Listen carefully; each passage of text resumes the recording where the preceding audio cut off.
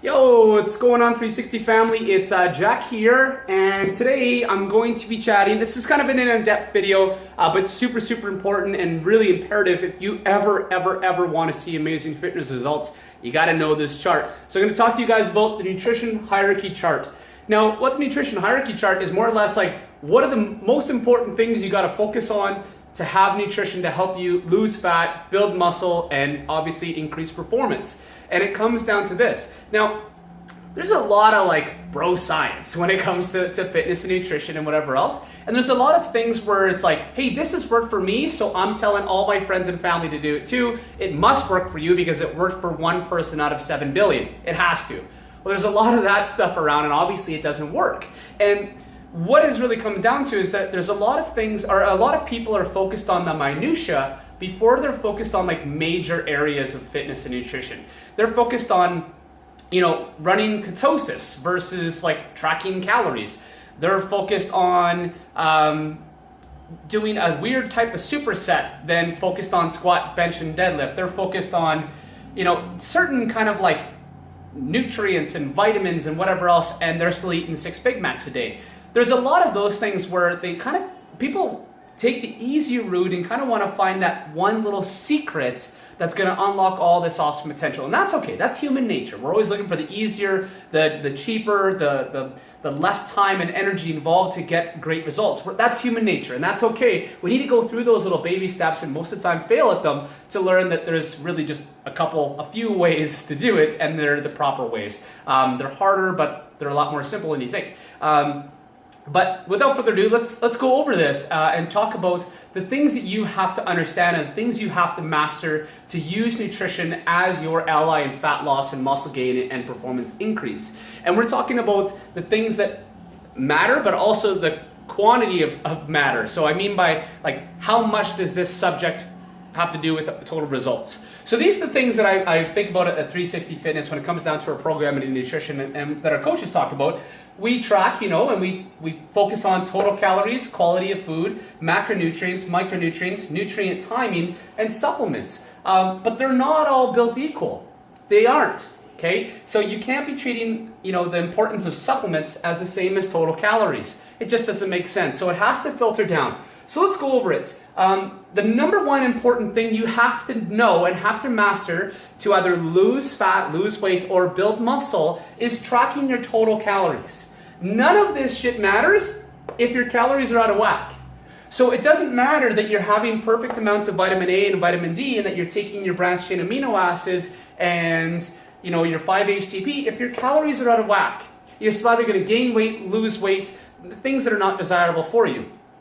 So your total calories have to be mastered. Okay, so you have to know your calories that you are going to gain weight at. You have to know your calories that you're going to maintain weight at, and you have to know calories that you're going to lose weight at. Okay, that's deficit, surplus, and maintenance. You have to know that for your body and for your activity levels. So it doesn't matter that I'm 183 pounds right now. If somebody stood beside me and they're 183 pounds, but they had a different lifestyle, they still wouldn't have the same amount of calories needed. Male, female, gender, height, weight, age, sex, all that fun stuff comes into play.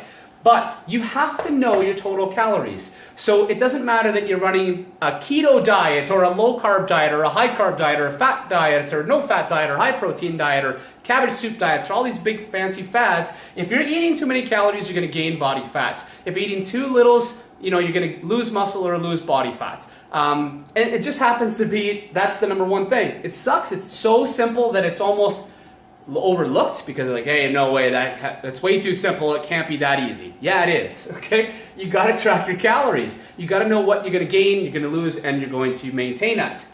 The next thing comes down to quality of food and quality of those calories. Now, let me give you an example that if I have a client here at 360 Fitness and it's a male looking to lose a little bit of weight, I might start him at 2,000 calories a day. Awesome.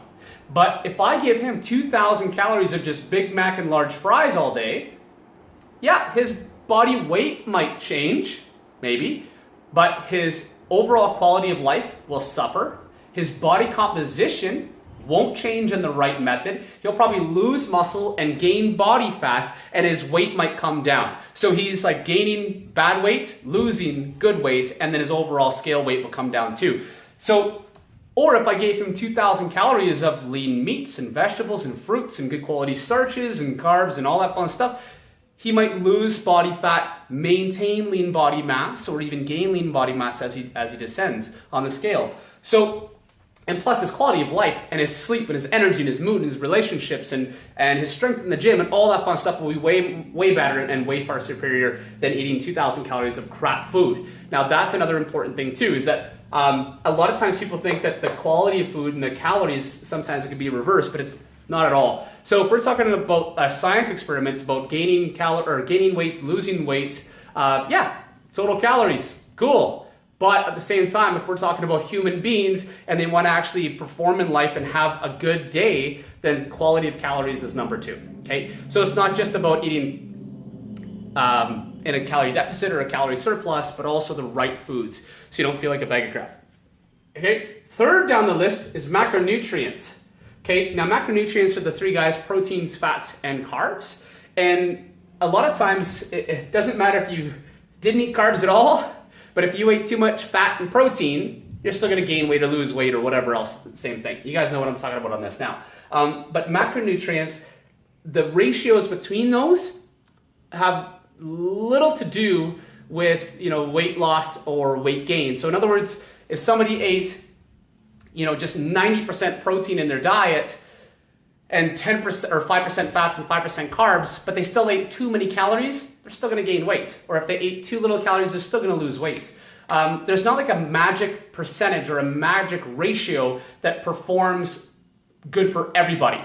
This is really a personal preference thing. So there's a lot of people that feel better off, lower carb diets, or feel better off higher carb diets, or low fat, high protein, low protein, blah, blah, blah, blah, blah. You have to track this and you have to find out what works good for you and what gives you the ability to perform your goals at the highest level. So if you're a marathon runner, or you're a weightlifter, or if you're, someone that's a weekend warrior, your ratios for macronutrients, they might feel different and they might be different than that typical person.